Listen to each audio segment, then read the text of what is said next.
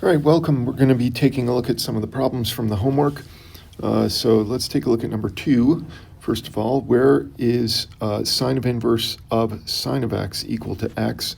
Well, this is going to be in the domain and range of sine of x, or sine inverse of x. So we just have to remember that the sine inverse is only defined for values of where the angles are between negative pi over 2 and pi over 2.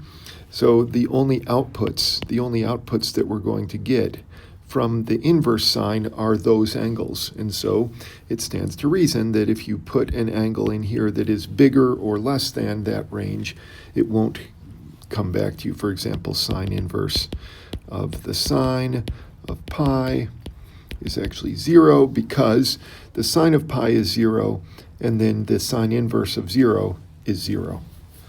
So you'll only get angles in that range there. Okay, just to do a few of these, find the exact value of this expression. So this is pretty straightforward. You're just thinking what angle has a tangent of radical 3 over 3. Hopefully that is familiar to you. If not, you can use your unit circle, or at least the top right, the first quadrant of that unit circle. I happen to know this. This is going to be pi over 6, or 30 degrees. And it says that it wants it in terms of, so that's this, pi over 6 is the correct answer. Let's see, I've got a few more here to take a look at. So this isn't quite like what we did in class. Well, at least not the first day we discussed this. And so we'll take a look at this. So I want to know what is going to be the inverse cosine of the cosine of 7 pi over 8. Well, as long as this angle here, that 7 pi over 8, as long as that is in the range of values for the inverse cosine, which inverse cosine, the range for the inverse cosine is 0 to pi. So that's between 0 and pi. So the inverse cosine of the cosine of that will be actually just 7 pi over 8. If not, what's going to happen is you'll end up shifting back into that range. The output of this always ends up being in that range. So here's an example where you're not in the range of the inverse sine. So the inverse sine has a range of negative pi over 2 to pi over 2. So think of that as the outputs that you're going to get. So here we have an angle that is bigger than that, or outside that range. So here's how this is going to shake out. So here is 9 pi over 7. And whatever, whatever the sine is, I don't know what the sine is, but the sine will be the same as the sine of this reference angle here. So we can figure out that reference angle. That's 2 pi over 7, sorry. And not only that, it will be a negative sign. So we're going to end up with a negative number, and it will be the same as the sine of this. So let me write this down, that the sine of 9 pi over 7 will be the negative of the sine of 2 pi over 7. So this is just our knowledge of reference triangles and trig functions. So then we want to do the inverse of this. Well, that's going to end up being in this quadrant because it's always going to be between these two values. Positive values of the sine end up here, negative values down here. And so we'll just use that 2 pi over 7 as a reference angle there, and you'll end up with this being just the negative 2 pi over 7 because of that. So anytime you end up outside of the range of your, or if you're starting out outside the range of your inverse function, then you're going to end up inside that range when you finish this little procedure. Same thing goes here. This angle is outside of the range of my, so the range for cosine inverse, maybe I should write it like this. Cosine inverse of x will always be between pi and 0.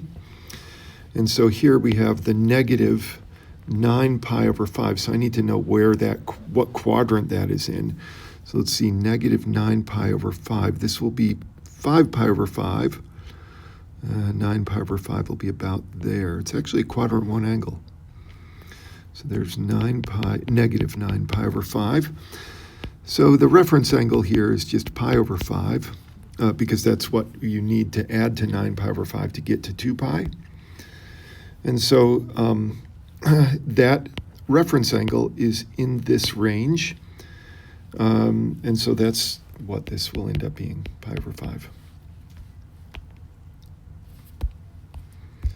Let's see. Okay, last one.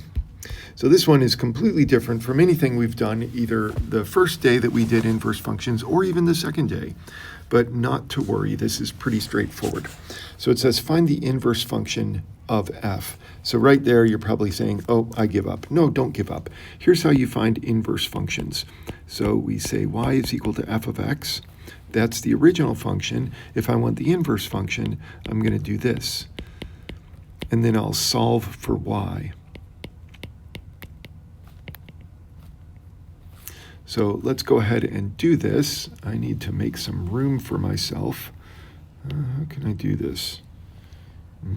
Just a minute. I'll just get rid of some of this mess down here. Oh, there's room down here. Never mind. Okay, so I start off with y. Whoa, that's huge. Sorry. Just a minute. Come on. Okay. Okay, so we're going to do this. X is equal to 5 sine of y plus 6. So notice I've just taken everything here and just replaced the x with the y with the x, and then we're going to solve for y. Okay, so we've got x minus 6 is equal to 5 sine of y. So that means that sine of y is x minus 6 over 5, and y is the arcsine or inverse sine of x minus 6 over 5. So that should do it. There's the algebra. It's pretty straightforward algebra. So let's pop that in up here. So the f inverse is going to be the sine inverse. I'm not sure how Pearson deals with these inverse or arc functions, x minus 6 over 5, but I'm sure you can figure out how to type it in. Okay, the range of this. So now this has to do with the numbers you're plugging into this. So we're allowed to plug in numbers between negative pi over 2 and pi over 2. And so what would the output be for here? Well, the output, the range, is going to be the same as the input for the original function.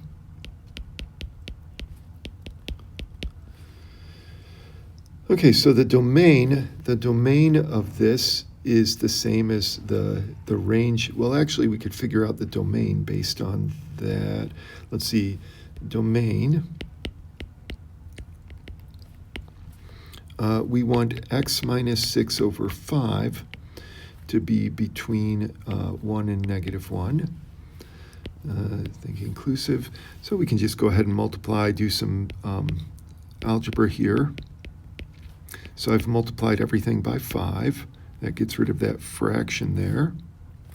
And then we're going to add 6 to everything. So we have 11 and 1. So that's going to be my domain. Those are the numbers I'm allowed to plug into this. And once again, I don't know exactly how Pearson wants you to type this in. Is a inequality, or is a, maybe it'll be like this. I don't know.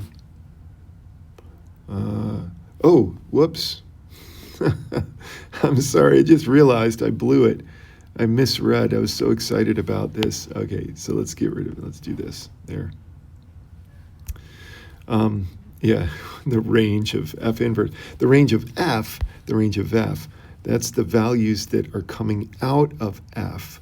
So the range of f is the numbers which we just did that. So basically sine is always so sine of x is between 1 and negative 1. And so that means that you're going to have 5 sine of x plus 6 will be between 5 plus 6 and negative 5 plus 6. So 1 to 11. So it's the same as this here. Sorry about that. So let's duplicate that and shove it up here. All right, that does it. Let me know if there are other videos you want me to do. This is just a sampler to show you what I could do. And if it's useful, great. If not, hopefully we can find another way to help you out. Okay.